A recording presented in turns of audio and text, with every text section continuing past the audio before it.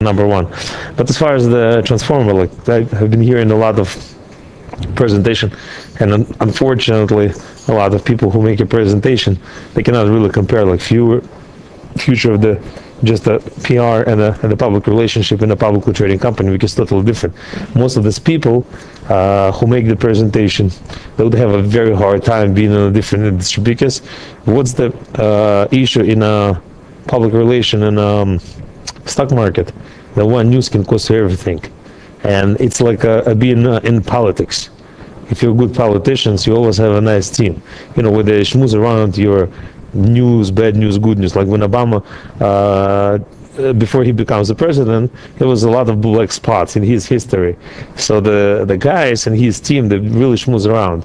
You know, there was a question if he's a legal citizen of the United States. So this is what the team does. This is a little different, you know, when you have some product and you try to, let's say, brand it or something else. You know, I have my own brand, so I understand about the branding, but it's a little different than being a PR in the public industry. For example, look at this.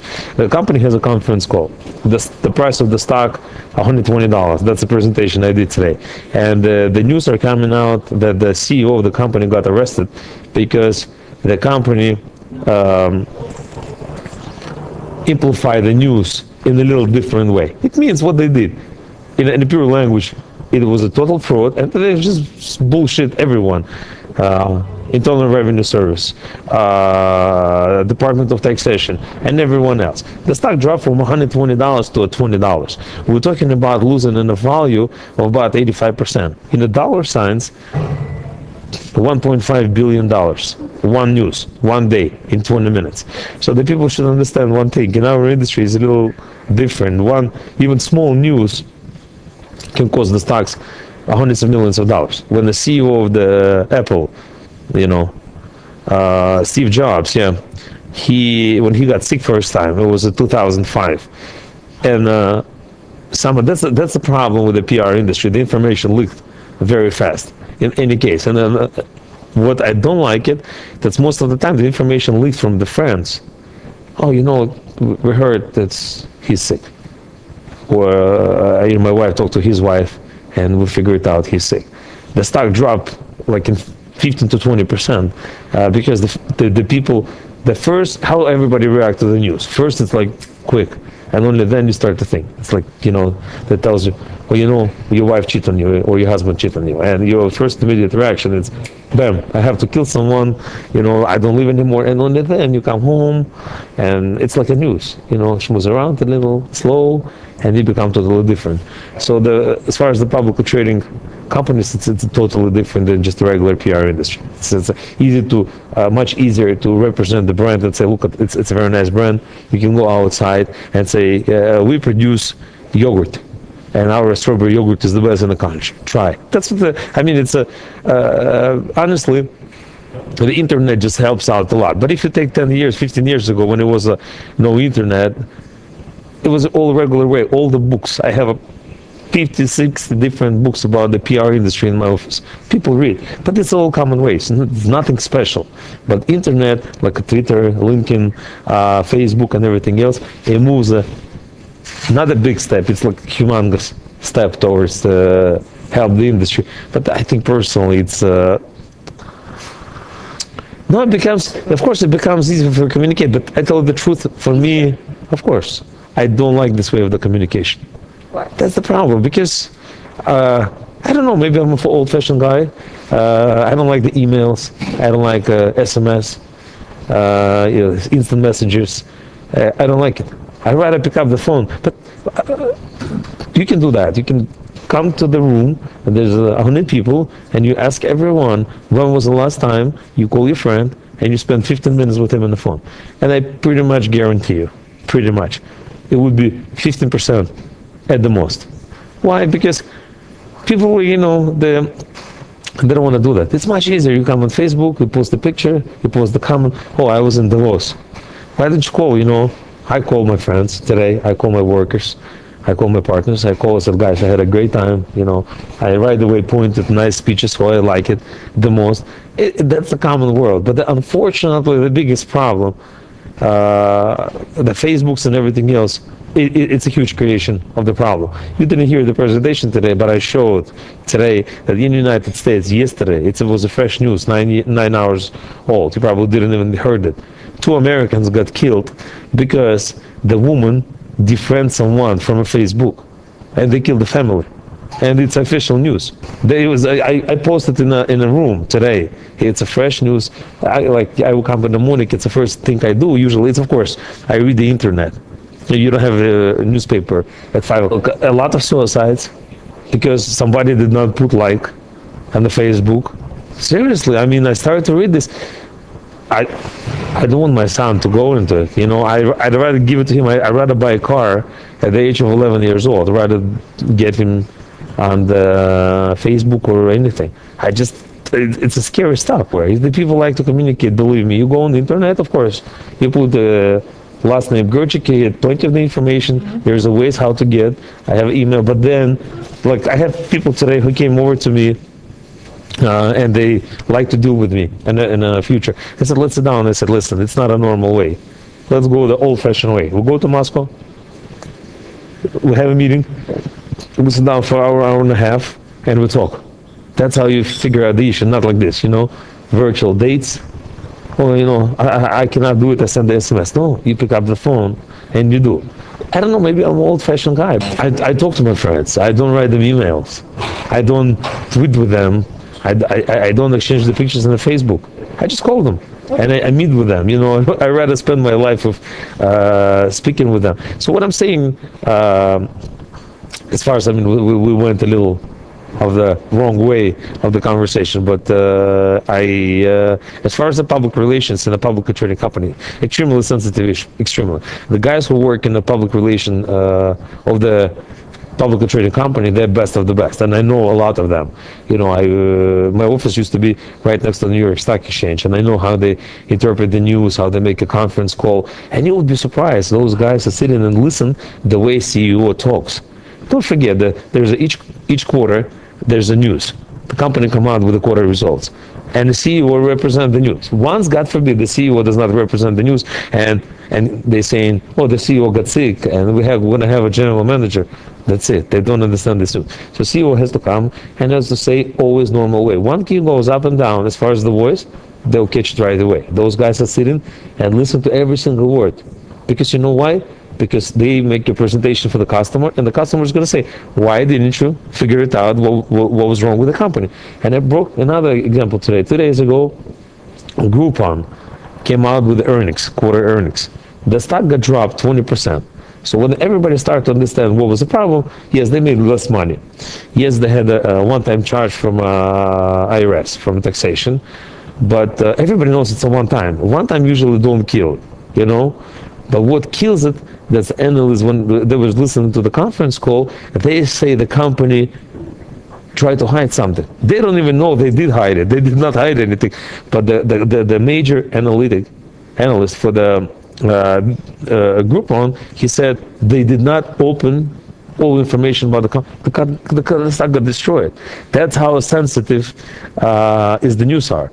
What it is, you first react fast, you sell or buy. Because, you know, in our industry, the traders, they don't understand the word good news. I mean, they don't understand maybe, I don't know. They understand bad news or good news. Bad news, you sell the stock. Good news, you buy the stock.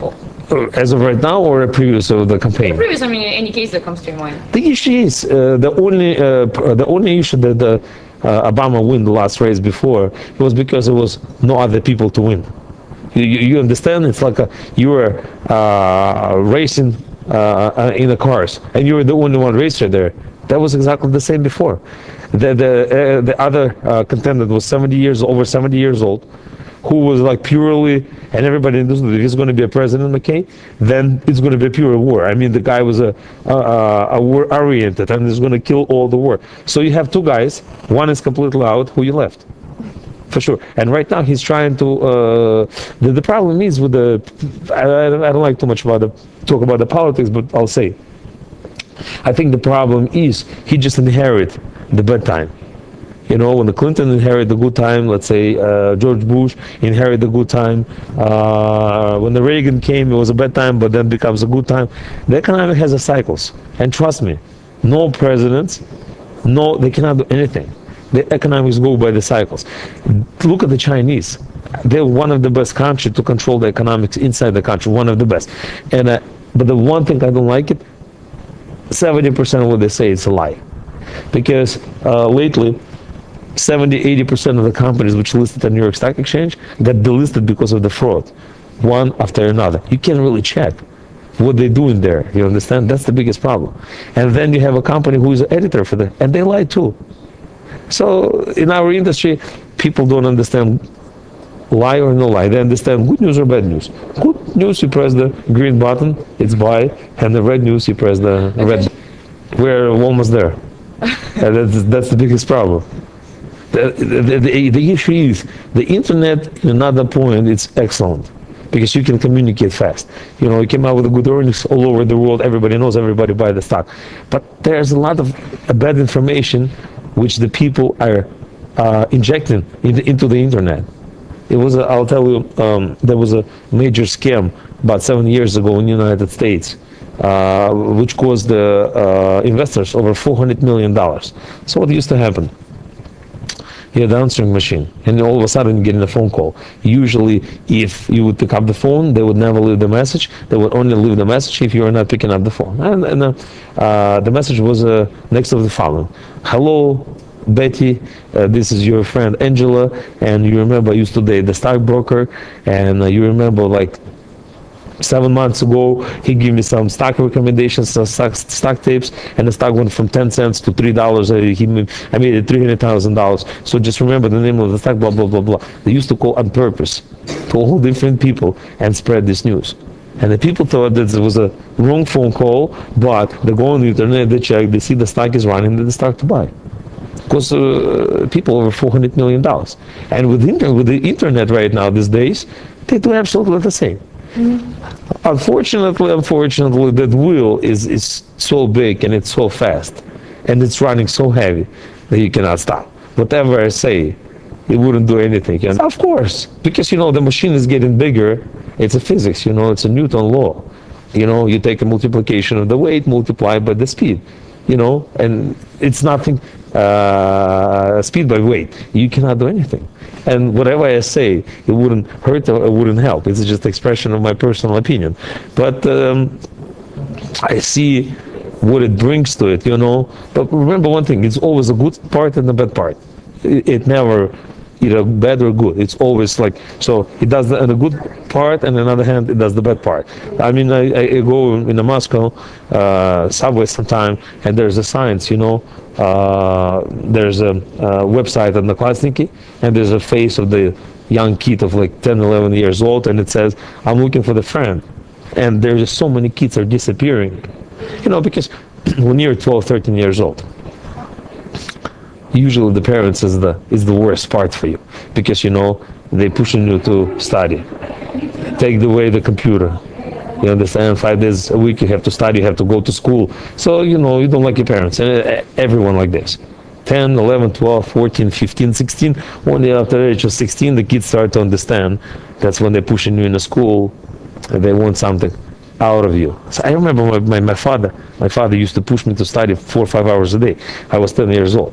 Everybody, all the kids in the street, and I'm doing math. So the issue is, at that age is a very sensitive age. And the internet, as soon as these kids get into internet, it's a problem. They're looking for some friend who say, "Oh, your parents are no good." That's what I'm saying. And there's a good part and a bad part. But news is a news. You have to deal with them. Good way, bad way. Protect and respect. Come to us next year.